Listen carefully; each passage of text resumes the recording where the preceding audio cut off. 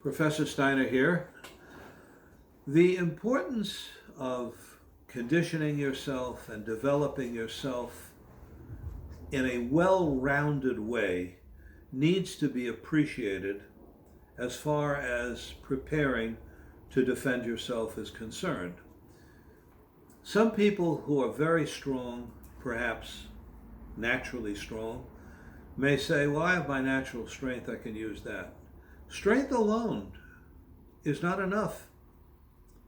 Some people can be very fast, very agile, very quick moving, and they'll think that that's enough. Well, it might be, but a certain situation where a very powerful man manages to grab hold of you, it may not be. I can target the vital point on an individual's body with the accuracy of a pinpoint. Well, you may think that's enough, so you can just go after someone's vital points. Well, they may not stand still and accommodate you. And you may not get that accurate placement fast enough. My point is that to be well conditioned for emergency self-defense or military hand-to-hand combat, you have to be conditioned all round. You have to have a balance of attributes. You want to develop yourself in all of the various ways that is important. Now, the United States Marine Corps is famous for its thorough boot camp training. Paris Island and San Diego is where the Marine Corps trains its recruits, and they have always done a good job. The Marine Corps is quite an organization, and you don't quarrel with success. They always translate their ability to measure a recruit's ability to be conditioned for combat by testing how well he can run, jump, push, and pull. Those basic attributes, running, jumping, pushing, and pulling, they measure how well you will be prepared to enter combat in a military context. In self-defense, we know you need strength, you need speed, you need agility, you need the ability to strike accurately, and you need endurance and balance. Now, how do you get these things? Well, a good weight training program, believe it or not, will build all of those attributes, because it does a lot more than just build muscle. But what I want to emphasize and convey to all of you is that you need a balance in the attribute development you pursue.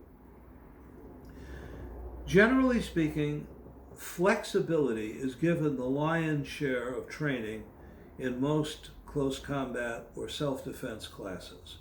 A lot of stretching, a lot of bending, which is okay. It's a good warm-up for the class if you want to spend time warming up for the class. It's not a bad idea. Flexibility is not enough. In fact, it's important to a degree, but the flexibility that you will develop following a good all-round weight training program is more than enough.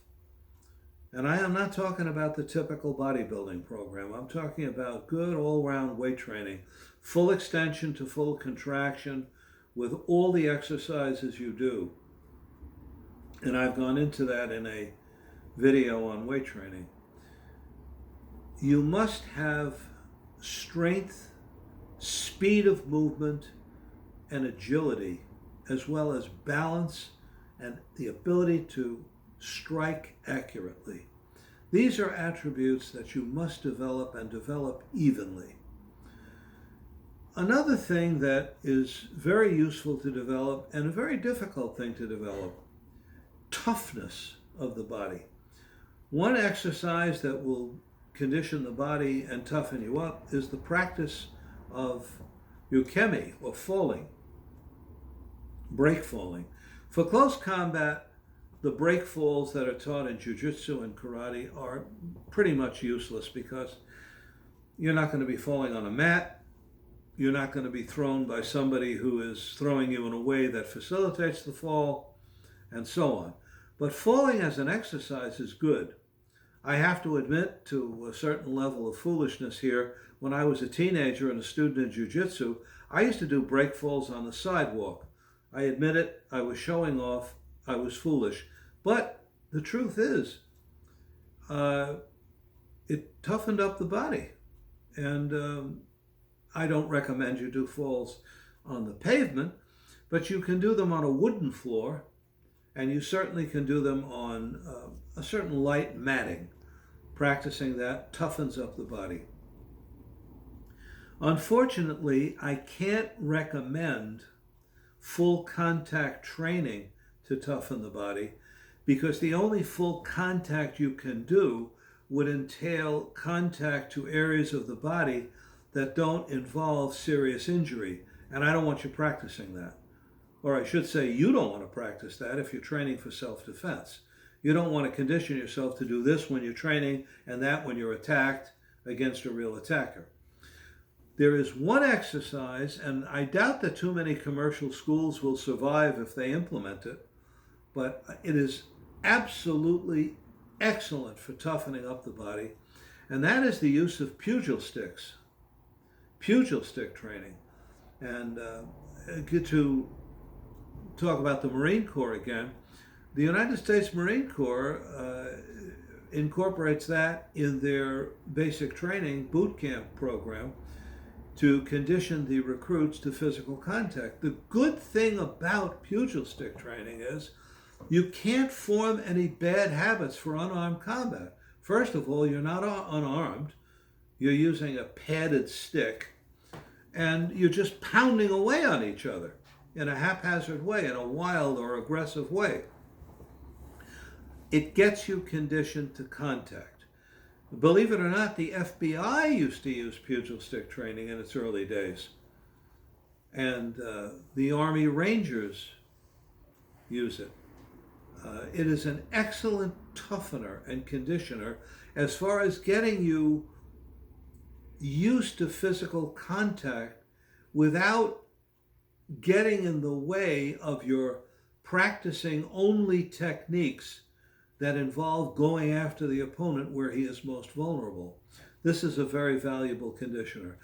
I put it out there, and I realized that this, if it's done properly, it's going to be a tough exercise, and believe me, it's not the best thing to encourage the general public to enroll in your school if you are enrolling people in a large dojo. Weight training, rope skipping, hitting your striking post, hitting a dummy, hitting a training bag. These are all good exercises and important exercises. Don't focus on the one thing you do best. Focus on balance in your physical training program, because any given situation can present you with a challenge that is unique and that you don't necessarily have the natural propensities to deal with. You may be fast as lightning, but you're not very strong. So you rely on your speed. Okay, suppose you're suddenly grabbed from behind in a bear hug. You're going to need some physical strength to resist this thing while you're going through your counterattacking actions. You will not be able to rely solely upon speed. And of course, the same thing can be said for strength or agility. Balance the attributes that you work on developing. Train in a balanced way. Don't overtrain, but see to it that you supplement your technical work in combat techniques with a physical training program that builds a balance of attributes. That will prepare you best for the real world. And when we're talking about self-defense, we're only talking about the real world.